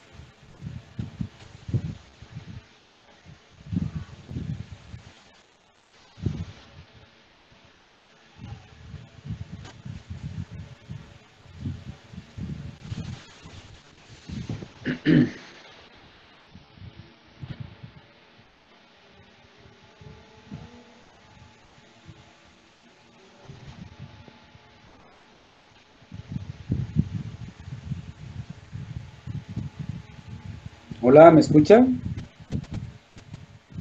Sí. Sí, doc. ¿Me confirman, por favor? Sí, se lo escucho. Confirmado, doctor. Sí. Hola, hola. Sí, lo único que tengo es el altavoz ahorita. ¿Me confirman ahora? Hola, hola. Sí, se escucha. Ah, ok, perfecto, ya. Ok, gracias. Entonces estamos en el extremo distal. El extremo distal es como un ensanchamiento, o sea, se hace más grande, se ensancha pues lo que es el fémur. Y les decía yo que estaba formado por esas estructuras, que son el cóndilo medial y el cóndilo lateral. Estos cóndilos se articulan con los cóndilos tanto medial y lateral de la tibia, y ahí lo están viendo ustedes. Ahí tenemos el cóndilo lateral y el cóndilo medial del fémur, y en la parte inferior tenemos los cóndilos medial y lateral de la tibia, y ahí me forma la articulación. La primera articulación. Ya vamos a ver que hay varias articulaciones ahí a nivel de esa zona, porque hay una articulación que se forma entre las carillas articulares de la rótula con el fémur, así como también como los cóndilos del fémur con los cóndilos de la tibia, y me forman también otra articulación, y también con el peroné y la tibia, que están formando otras articulaciones que ya vamos a ir viendo en su momento. Entonces, estos cóndilos se articulan con los cóndilos tanto medial y lateral de la tibia. Por encima de los cóndilos, en esta zona, a ver si tengo, aquí ustedes pueden ver una superficie que se hace como un poquito más prominente en la tibia, ahí por donde está la rótula. Se hace así como, ¿qué? Sería como una ola donde están los cóndilos de la tibia. Hay una zona puntiaguda ahí. Lo que está dividiendo, por decirlo de alguna manera, los dos cóndilos. Aquí podemos observarlo en la parte posterior. En medio podemos ver que hay como una línea que me está dividiendo el cóndilo lateral y medial de la tibia en esa porción. Entonces, quiero ver si no. Aquí se ve mejor en la parte posterior. Pues ese como surco que me está dividiendo en dos, el cóndilo lateral y el cóndilo medial de la tibia, es como una cresta, por decirlo, que me está dividiéndolo a la mitad, donde me está formando el cóndilo lateral y medial de la tibia, que me permite que esté llegando el cóndilo medial y lateral también del fémur. Entonces, por encima de estos cóndilos se van a encontrar los epicóndilos que ya mencionaba, el epicóndilo medial y el epicóndilo lateral, en los cuales estos epicóndilos sirven como sitios de inserción de los ligamentos de la rodilla. O sea, ahí donde el epicóndilo lateral y el epicóndilo medial sirve como sitio de inserción de los ligamentos de la rodilla. En la superficie posterior hay una zona deprimida entre los dos cóndilos, denominada la fosa intercondilia, que es eso, esa es la fosa intercondilia.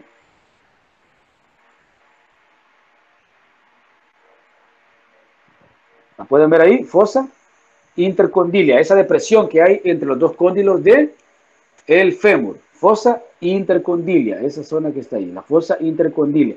Esa fosa es lo que me permite que haya, pues, o que se dé, o que se permita la flexión, pues, de la rodilla o de la pierna, cuando yo, pues, flexiono la pierna. Y me permite tener esa fosita para que la tibia, pues, no me tope en la parte de atrás, por decirlo de alguna manera. Entonces, por eso se encuentra esa fosa intercondilia, para permitir que se dé por completo, pues, la articulación cuando yo hago, pues, la flexión. Similar a lo que pasaba con el cúbito y el húmero, que había, pues, una fosita que permitía, la fosita cubital y la radial, que me permitía que cuando yo hacía flexión llegaran las dos estructuras. ¿Se recuerdan? Pues lo mismo pasa ahí. Esa fosita sirve para eso, que para cuando yo haga la flexión, entonces no me permita, pues, que el hueso tope directamente, sino que permite que entre, pues, a esa cavidad.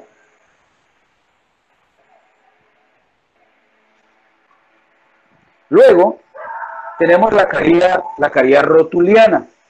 Se localiza entre los dos cóndilos, o sea, la caría rotuliana no la podemos observar nosotros ahí, pero está, pues, ahorita, pues, cubierta por la rótula. Pero usemos la imaginación y quitemos la rótula de ahí. Entonces, esa estructura que queda cuando no está la rótula ahí es lo que conocemos como la caría rotuliana. Se localiza entre los dos cóndilos en la superficie anterior. Justo por arriba de los epicóndilos, principalmente del medial, ahí tenemos una estructura que se llama tubérculo del aductor. Es una saliente pequeña que está justo por arriba del epicóndilo medial. Este tubérculo del obturador es una proyección rugosa que es un sitio de inserción del músculo que recibe el mismo nombre, del aductor mayor. Ahí, a ese nivel está llegando el aductor mayor. Eso se llama tubérculo del aductor porque se está insertando en esa estructura.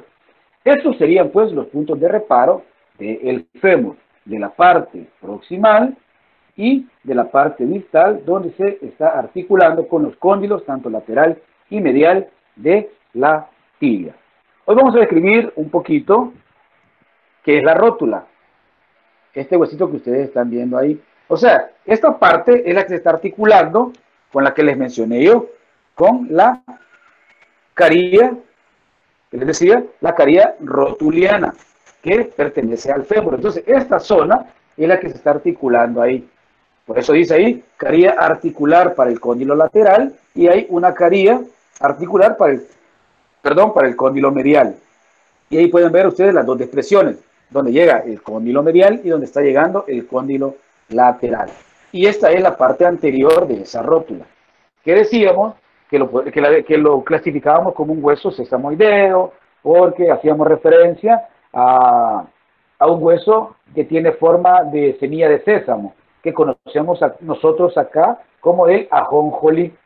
Lo conocemos nosotros como el ajonjolí. y por eso es que no lo podíamos clasificar en otro tipo y lo clasificamos pues a él solito, como un hueso sesamoideo. La rótula es un hueso pequeño, triangular, localizado por delante de la articulación de la rodilla. El extremo proximal ancho, o sea, la base, o sea, esto, el extremo proximal ancho, esta parte de acá, y esto es la parte distal, o sea, su vértice. Entonces vamos a hablar que el extremo proximal ancho de este hueso sesamoideo, en el cual pues se desarrolla el tendón del músculo cuádriceps femoral. A eso es lo que le denominamos nosotros la base. Y el extremo distal angosto, o sea, el vértice, ahí lo pueden ver ustedes, la base y el vértice. La superficie posterior, o sea, esta parte que estamos viendo nosotros ahí, la superficie posterior de la rótula tiene pues sus carías que van a llegar a articularse con la caría rotuliana pues del fémur. Forma el componente intermedio de la articulación tibiofemoral, o sea, la articulación que se forma entre el fémur y la tibia, o sea, la articulación de la rodilla. Esta articulación que llamamos articulación fémoro-rotuliana, que se forma entre la cara anterior del fémur y pues las carillas articulares, que estamos viendo nosotros acá, nos forman pues esa articulación entre la rótula y el fémur, que es una articulación intermedia antes de que se forme la articulación tibiofemoral, que como su nombre lo dice es la articulación de la tibia con el fémur. Entonces la articulación que se forma entre la rótula y el fémur, vamos a decir que se llama articulación fémoro-rotuliana. La articulación fémoro-rotuliana en relación al fémur y a la rótula, entre la superficie posterior de la rótula y las carillas rotulianas del fémur. Ahí se forma. La rótula aumenta pues la acción de palanca del tendón del músculo cuádriceps femoral. Mantiene también la posición del tendón cuando la rodilla se flexiona y protege la articulación de la rodilla. Esas serían como las funciones. Vuelvo a repetir. La rótula aumenta la acción de palanca del tendón del cuádriceps femoral. Mantiene también la posición del tendón cuando la rodilla está flexionada y protege también la articulación de la rodilla. Eso es pues de la rótula. No hay mucho que decir pues de la rótula. Eso sería como los aspectos más importantes pues de este hueso. Pasaríamos a la tibia y el peroné. Los tenemos acá. La tibia y el peroné. Ya describimos algunos pues de estas estructuras óseas, pero pues vamos a detallar algunos puntos de reparo pues más evidentes o de mayor importancia. Vamos a comenzar con el hueso medial, o sea, la tibia, perteneciente a la zona de la pierna. La tibia es el hueso pues más grande de la pierna y ustedes lo pueden ver ahí. Está pues en la zona medial. No se les olvide eso porque a veces pues nos confundimos y a veces pensamos que el peroné es el que está en el centro y la tibia es lateral. No, la tibia siempre va a ser medial y el peroné es el lateral, así como lo están viendo ustedes en la imagen. La tibia es el hueso más grande de la pierna, o sea, no del miembro inferior, sino que de la pierna, dispuesta en sentido medial. Soporta pues el peso corporal. El término tibia significa flauta, porque en tiempos antiguos se utilizaban las tibias de las aves para hacer estos aparatos musicales y por eso es que le quedó pues ese nombre de tibia. Ok, la tibia en su extremo proximal se articula con el fémur y el peroné. Ustedes están viendo ahí. La tibia en la zona proximal se está articulando con el fémur y a su vez en una forma pues lateral con el peroné, como ustedes lo están viendo pues en la imagen. En el extremo distal, o sea, en este extremo, aquí estamos hablando del extremo proximal, se articula con el fémur y con el peroné. Vámonos al extremo distal, a este nivel. En el extremo distal, la tibia se está articulando con un hueso del tobillo que recibe el nombre, ustedes lo pueden ver ahí, de astrágalo. Astrágalo. Pero a su vez, en su parte lateral, también se está articulando con el peroné. Similar cuando nosotros estuvimos viendo la articulación que se formaba entre la tibia, perdón, entre el radio y el cúbito. Es lo mismo. Entonces, si ustedes pueden ver ahí, tienen una analogía, casi se está articulando igual. Se articula en el extremo proximal, se articulan en el extremo distal y a nivel medial también están articulando en una estructura que se llama membrana interósea, similar como se articulaban pues en el miembro superior. ¿Sí? Recordemos eso. Bien.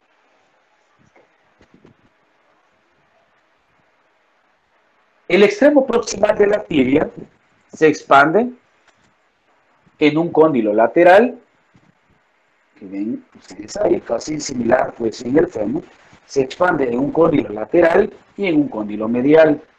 Estos se articulan con los cóndilos del fémur para formar las articulaciones tibiofemorales, tanto lateral y medial, de la que habíamos mencionado. Solo aquí ya le ponemos pues la posición, pero en realidad es la articulación tibiofemoral, pero para ponerle apellido, tibiofemoral lateral, tibiofemoral medial, o sea, la articulación de la rodilla. La superficie inferior del cóndilo lateral se articula con la cabeza del peroné. Eso es lo que están viendo ustedes ahí. O sea, un poquito abajo del cóndilo lateral hay una depresión. Entonces, esa depresión que se forma ahí es lo que me permite que llegue ahí la cabeza de el peroné para que se dé la segunda articulación. ¿Cómo se llama esta articulación? Vamos a ver, ¿cómo se llamaría esta articulación? Esa articulación de aquí, entre la tibia y el peroné. ¿Alguien usando los dos nombres?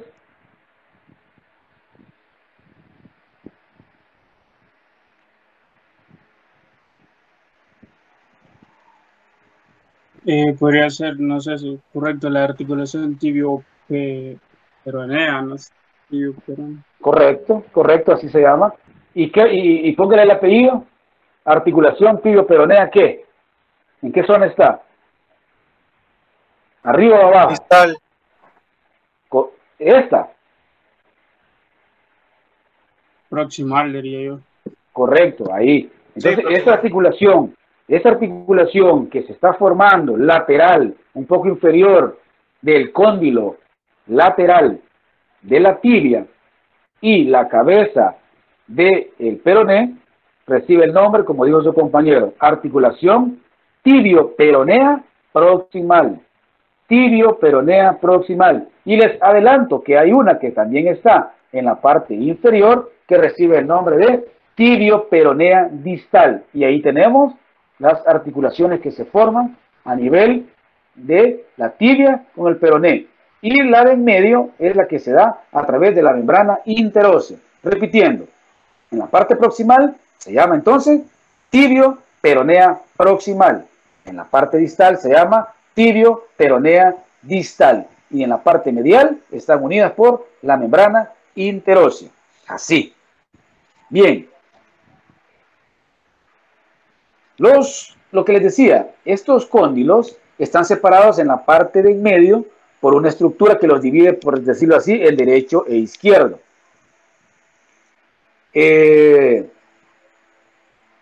Esa eminencia, por decirlo así, o esa prominencia que hay, que está dividiendo esos los dos cóndilos en derechos e izquierdo, o lateral y medial, recibe pues el nombre de eminencia intercondilia.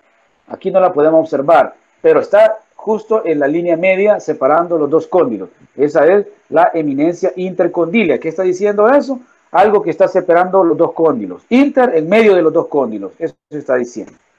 Luego tenemos una estructura que ya creo que todos la conocemos y muchos hemos percibido ese dolor que se genera cuando nosotros hacemos alguna actividad que requiera pues caminar mucho o correr cuando no estamos acostumbrados, y ese es un dolor que ocurre en la parte frontal de la tibia, más específicamente en la tuberosidad tibial. La tuberosidad tibial de la superficie anterior es un punto de inserción para el ligamento rotuliano. Entonces, por eso es que se genera un dolor a ese nivel. En jóvenes que quizás entre los 25 años hacia abajo, puede ser hasta normal esto. ¿Por qué?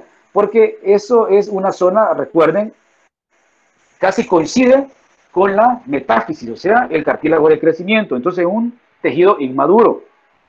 Pero por la alta zona de estrés que hay ahí, porque ahí se llega a insertar el ligamento rotuliano, y la rodilla, pues, es una de las articulaciones más móviles, pues, de nuestro cuerpo, y también la que sufre, pues, el impacto, pues, de si caminamos, de si corremos.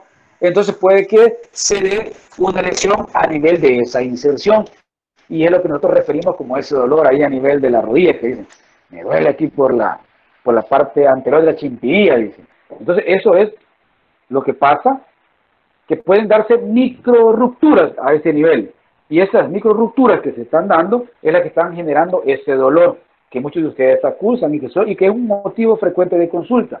Muchos consultan por eso, que les duele la parte anterior de la tibia, pero es por eso, porque estamos sometiendo demasiado estrés a esta zona, y pueden haber que haya unas micro lesiones y que estén generando pues esa molestia. Pero como les digo, en personas de 25 años hacia abajo, eso puede ser normal por la inmadurez ósea que todavía se está dando.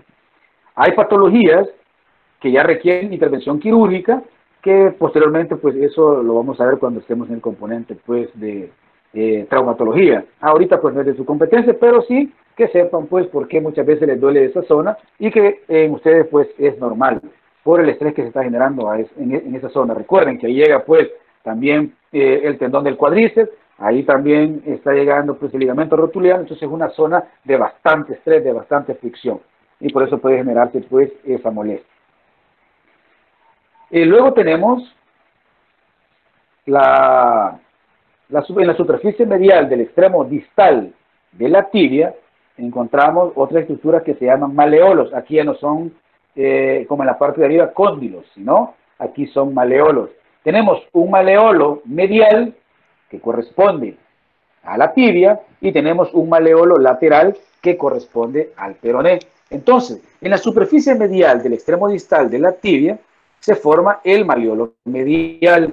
Esa estructura se articula con el hueso del tarso, el cual llamamos el astrágalo, o sea, el hueso del tobillo, y constituye la prominencia que se puede usted palpar en la cara medial del tobillo. O sea, del tobillo hay un hueso que se le sale redondeado. Pues eso es el maleolo medial.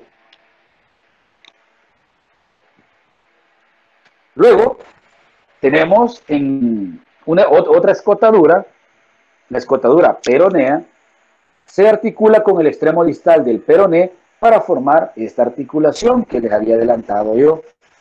Ahí a nivel de la tibia se da la escotadura peronea, que permite que llegue la parte distal del peroné, o sea aquí, y se articula con esta para formar la articulación que recibe el nombre de tibio-peronea distal, de la que hablábamos, tibio-peronea distal, tibio-peronea proximal, y la intermedia a través de la membrana interósea. Algo que podemos decir que de todos los huesos largos del cuerpo, la tibia es el que se fractura con mayor frecuencia. Y este se relaciona también con fracturas expuestas, debido pues a que está bien superficial pues a nivel pues de nuestra pierna.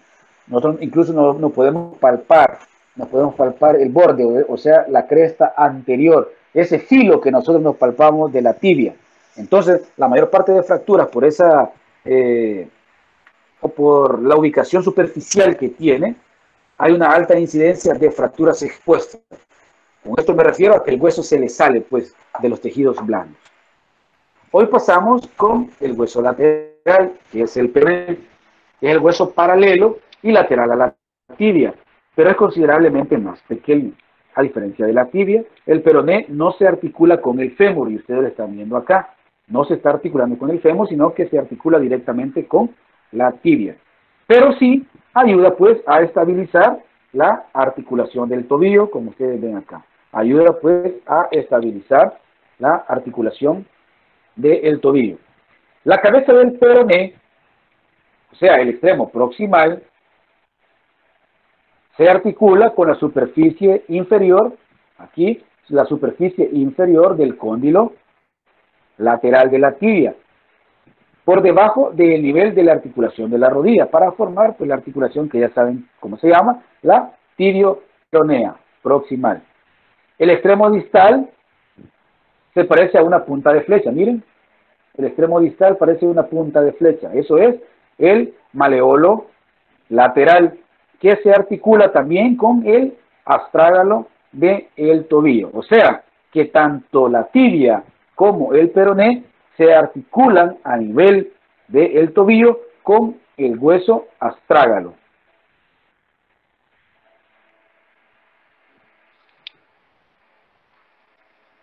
De esta forma, pues, igual que en la tibia, nosotros podemos palparnos ese maleolo lateral como ese hueso saliente a nivel de nuestro tobillo, el más lateral. Eso lo podemos percibir. Ahí nos podemos tocar nosotros el maleolo medial y nos podemos palpar el maleolo lateral como esas dos superficies que sobresalen a nivel de nuestro tobillo. Bien. Entonces esos son los puntos de reparo de nuestros huesos largos. Ahora vamos al componente pues del pie y con esto pues terminamos. El pie. Igual que en la mano, a veces se ve más feo de lo que parece porque hay un montón de huesecillos ahí que tienen nombre propio, pero nos dimos cuenta que con la mano realmente se ve más feo de lo que parece. Pues lo mismo pasa a este nivel.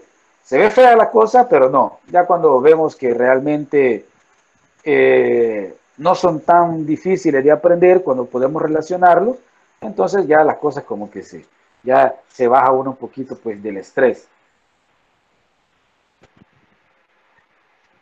Ahí los podemos observar.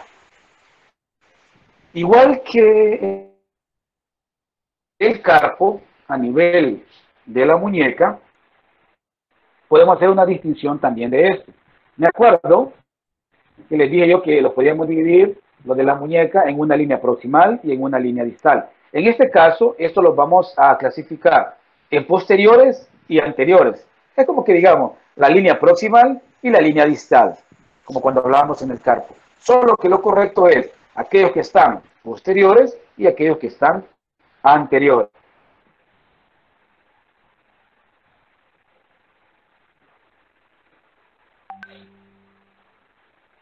Bien. Vamos a comenzar entonces con los huesos del tarso o del tobillo. O sea, esta pues es la región más proximal del pie. Lo recuerdan, en el carpo eran 8, aquí solo son 7. Incluyen el astrágalo, que es el que se articula con el peroné y con la tibia, y el calcáneo. Estos dos localizados en la zona posterior del pie. Vuelvo a repetir, los huesos que se ubican en la zona posterior del pie van a ser el astrágalo y el calcáneo.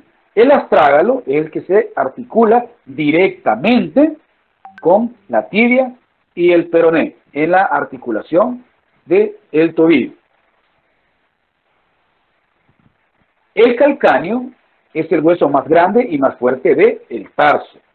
Los huesos tarsianos anteriores son, aquí podemos ver, entonces, ahí tenemos el astrágalo, ese hueso prominente que tiene el cartílago, la parte celeste. Ahí están viendo las depresiones, es donde se está articulando con la tibia, o sea, esta zona, es donde está articulando con la tibia y con el peroné.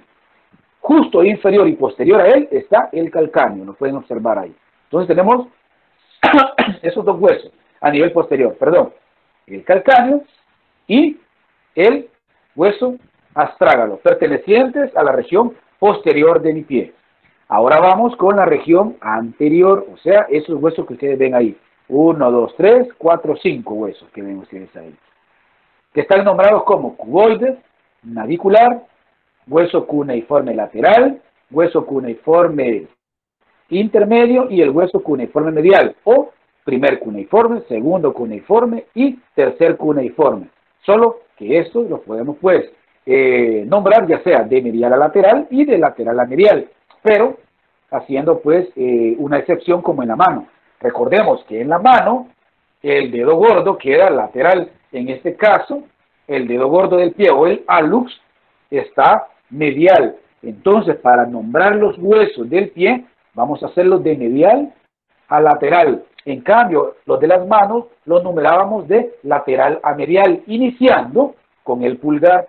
No nos vayamos a confundir en eso. Porque en posición anatómica estándar, el pulgar le queda lateral, pero en posición anatómica estándar, el dedo gordo o el hallux le queda medial. Recordemos eso, siempre recordemos los términos direccionales para que no nos equivoquemos. Entonces, vamos a nombrar aquellos huesos del tarso que están anteriores.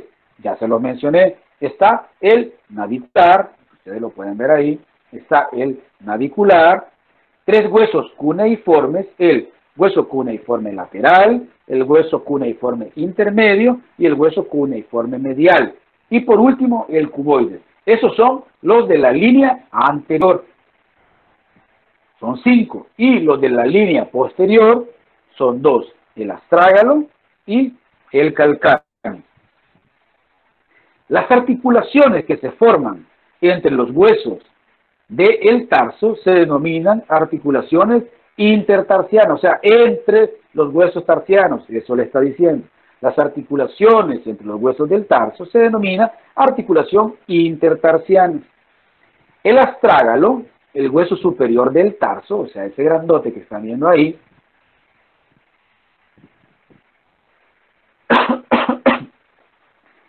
es el único hueso del pie que se articula tanto con la tibia como con el peroné, como le mencioné anteriormente. Se articula de un lado con el maleolo medial de la tibia y con el otro con el maleolo lateral del peroné. Por eso es que están esas superficies articulares ahí. Ahí están esas superficies articulares. Estas articulaciones forman la articulación que recibe el nombre de taloclural o tibio peroneo o peronea astragalina, o la articulación del tobillo. Vuelvo a repetir, ¿cómo se llama la articulación que se forma entre el hueso astrágalo y los huesos tibia y peroné? Estas articulaciones van a recibir el nombre de articulación talocrural o tibio peronea astragalina, haciendo referencia a los 3 huesos. Articulación talocrural o tibio peronea astragalina, o mejor conocida como la articulación del tobillo. Durante la marcha, o sea, mientras caminamos, el astrágalo transmite alrededor de la mitad del peso corporal al calcáneo. El resto es transmitido a los otros huesos del tarso. Ya vamos a ver cómo se transmite pues ese peso para que se distribuya pues a nivel del pie, cuando veamos los arcos del pie. Entonces, eso es lo que estamos viendo ahí. Los huesos del tarso. Los otros son más fáciles porque solo son pues del 1 al 5, o sea, los huesos del metatarso. Los de la planta del pie. Y los tienen ustedes ahí, metatarsianos. Ahí los tienen pues señalados. Estos huesos pues del metatarso, de la región intermedia del pie, está formado por 5 huesos metatarsianos numerados del 1 al 5, igual que en la mano. Pero aquí, del plano medial a lateral, no se les olvide eso. O sea que aquí el 1 es ese hueso más prominente que ven ahí.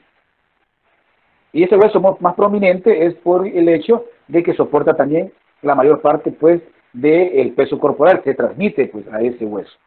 Entonces, al igual que los huesos metacarpianos de la palma de la mano, cada metatarsiano lo podemos dividir en una base proximal, un cuerpo intermedio y una cabeza distal, que sería como los nudillos en la mano.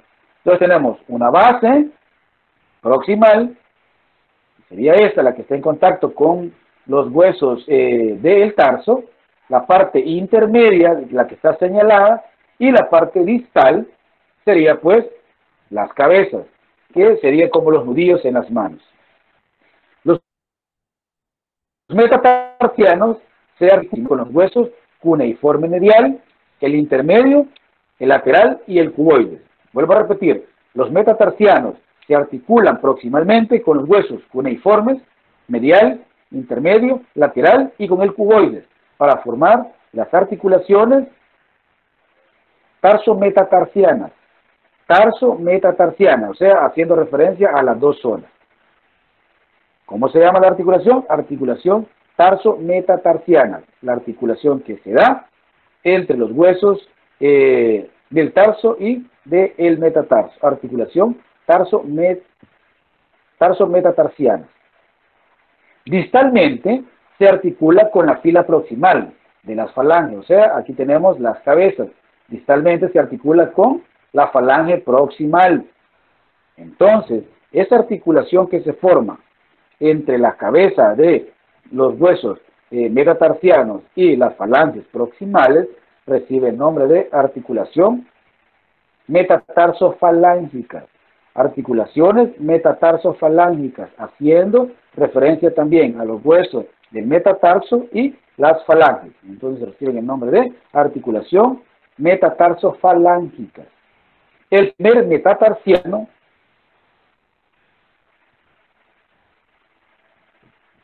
es más grueso que los otros porque soporta pues más peso. Nosotros cuando nos apoyamos más de la zona, por decir así, la zona medial de nuestro pie. Cuando damos el paso, ponemos sobre el suelo la zona que está referente al dedo gordo. No ponemos la cara lateral, sino que la cara medial. Entonces, por eso es que este hueso, o sea, el primer metatarsiano, es más grueso. Debido, pues, a eso. A que soporta, pues, más peso. Perdón. Luego tenemos las falanges. Ya, pues, eso, pues, igual que en los dedos, las falanges son el componente distal del pie y se asemejan a las de la mano en número y en disposición. Los dedos del pie se numeran del 1 al 5, comenzando por el dedo gordo siempre, del plano medial al plano lateral. Cada falange tiene una base proximal, un cuerpo intermedio y una cabeza distal, igual que en los de la mano. El dedo gordo recibe el nombre de hallux y este pues es el que posee, igual que en la mano, solo dos falanges. ¿Cuáles son? Una falange proximal y una falange distal. Los otros 4 dedos presentan 3 falanges cada uno, al igual que los de la mano. Y la articulación que se forma entre estas falanges reciben el nombre de articulaciones interfalángicas, o sea, entre las falanges. Articulaciones interfalángicas.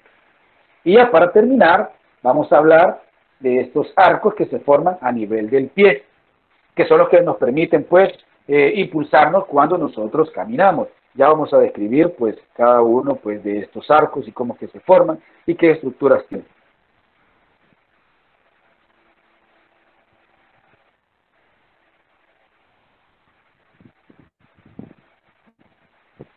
Bien. Tenemos, pues, los arcos del pie y ustedes pueden ver ahí 3 flechas, una transversal y 2 longitudinales, haciendo referencia, pues, al arco longitudinal lateral, o sea, referente al maleolo, por decirlo de alguna manera, lateral, y referente al maleolo medial, que sería el arco longitudinal medial. Entonces tenemos esos dos. El arco longitudinal medial en la cara medial del pie y el arco longitudinal lateral en la cara, pues, lateral de nuestro pie. Y el que lo está dividiendo a la mitad recibe el nombre, pues, de el arco transverso. Entonces ya vamos a ver cómo es que se forman. Aquí vamos a tener un poquito de imaginación. Un poquito de imaginación porque vamos a relacionar estos huesos que están acá, ya sea de una forma transversal y como están en esta manera, en una forma longitudinal, desde el calcáneo hasta las falanges, por decirlo de esa manera. Bien, los huesos del pie están dispuestos en dos arcos, mantenidos en su posición por ligamentos y tendones. Los arcos permiten que el pie soporte el peso del cuerpo, distribuya en forma ideal el peso corporal sobre los tejidos blandos y también así pues con los tejidos duros, en el caso pues de los huesos. Y actúan como palancas al caminar, por eso es que es un arco, porque cuando usted lo deprime es como un resorte, se vuelve a su posición y eso hace que usted se impulse. Entonces esa es la función que tiene. Los arcos no son rígidos, ceden cuando se aplica peso y se recupera su posición original cuando este pues es retirado. O sea, me refiero, si usted está sentado, entonces el arco se está formando. Pero si usted se pone de pie, ese arco se deforma porque se estira por el peso. Pero cuando usted da un paso, entonces se da la dualidad de que se arquea y se estira, se arquea y se estira. Y usted, de esa manera es que usted puede caminar y puede impulsarse. Para eso sirven esos arcos. Entonces, como les decía, estos arcos no son rígidos. Ceden cuando se aplica peso y recuperan su posición original cuando éste es retirado. O sea, cuando usted se sienta, cuando usted se acuesta. De este modo, almacenan energía para el paso siguiente y ayuda también a absorber los impactos. O sea, cuando usted salta, eso lo que hace, pues, absorber el impacto, porque funciona como una especie de resorte. Por lo general, los arcos están totalmente desarrollados o esperamos que se desarrollen alrededor de los 12 o los 13 años de edad. Hay personas que nacen sin estos arcos, son aquellas personas que las conocemos como los pie planos, que al parecer son un poquito torpes, digamos, para correr o para hacer alguna actividad, porque tienen un poco nivel de, digamos, de sustentación a nivel de las plantas del pie. Pierden un poco el equilibrio. No quiere decir, pues, que sea al 100%, pero sí pueden tener un poco de dificultad en la práctica, pues, de algunos deportes. Y esto se puede corregir también. Bien, entonces vamos a mencionar ahorita el arco longitudinal. Este presenta dos partes, que están constituidos por huesos del tarso y huesos metatarsianos dispuestos para formar este arco, que van desde la región anterior hasta la región posterior del pie. Tenemos la parte medial, o sea, la primera flechita que está allá, la parte medial, lo más cercano a la línea media, o sea, esta línea que ustedes están viendo ahí, esta línea. No la transversal, sino que esa primera línea. Ahí tiene su nombre. Parte medial del arco longitudinal. Ahí estamos. La parte medial del arco longitudinal que se origina, ¿desde dónde? Miren, desde el calcáneo. Ahí tienen el calcáneo. Se origina desde el calcáneo, o sea, es toda esta. Desde el calcáneo y recorre todo esto. Miren, la primera flechita. La primera flecha está longitudinal. Hola. Una pregunta, ¿no tiene Dígame. una foto de cómo se vería el esqueleto del pie plano? Fíjense que de esas se las debo, pero les voy a buscar una. Les voy a buscar una en la próxima clase y me recuerdan para presentárselas del pie plano. Como ahorita no estamos en traumatología ni en patología, por eso es de que estamos viendo solo lo normal. Pero, para que les quede un poquito más claro, me recuerdan y yo les busco una imagen del pie plano. ¿Sí? Bueno, ¿Cómo no? Bueno, entonces estamos en la parte medial del arco longitudinal, que se origina desde el calcáneo, ahí lo pueden ver ustedes, se origina desde el calcáneo, se eleva hasta el astrágalo, o sea, ya saben ustedes que el astrágalo es el primer hueso que se articula con la tibia y el peroné, ahí lo tienen, ¿ve? El astrágalo. Entonces, se origina desde el calcáneo y el arco sube hasta el astrágalo y desciende a través del navicular. O sea, ahí tienen el hueso navicular y comienza a descender. ¿Sí? Pasa también por los tres huesos cuneiformes y las cabezas de los tres metatarsianos mediales. Y ahí lo pueden ver, miren, desciende a través de las cabezas de los metatarsianos, o sea, a nivel de esta zona. ese recorrido que está llevando, miren, ese es el recorrido. Desde el calcáneo hasta la cabeza de los metatarsianos. Esa es la parte medial. Ahora vamos con la parte lateral, o sea, la primera flechita. Esta flechita que ustedes están viendo ahí, esa primera flechita que están viendo ahí, a esa nos estamos refiriendo, que recibe el nombre de la parte lateral del arco longitudinal. Vamos a ver. La parte lateral del arco longitudinal también comienza desde el calcáneo, ustedes lo pueden ver ahí. También comienza desde el calcáneo, se eleva en el cuboide y desciende más o menos en dirección de la cabeza de los dos metatarsianos laterales. Aquí lo pueden ver, a nivel de los dos metatarsianos laterales, o sea, la primera flechita que ven ustedes, la más inferior, a nivel de los metatarsianos laterales.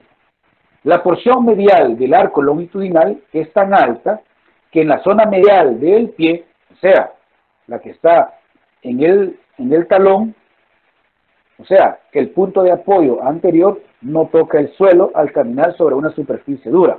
Cuando usted tiene bien marcado ese arco longitudinal y nos vamos a la cara medial, usted se pone de pie, usted puede observar cabal un huequito que se le forma en la cara medial de su pie y ese huequito no toca la superficie del piso.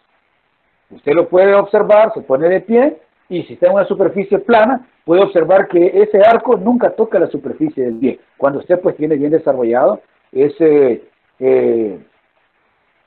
arco longitudinal. Luego tenemos esa otra flechita, esa redondeada que me está dividiendo a la mitad, ese eje longitudinal, ese es el arco transverso. Ese se localiza entre los bordes medial y lateral, o sea, va de lado a lado, o sea, de lado a lado del pie. Y este está formado por el navicular, los tres huesos cuneiformes y las bases de los metatarsianos. Y ahí lo puede ver usted. Ahí lo puede ver, ese medial. Vuelvo a repetir.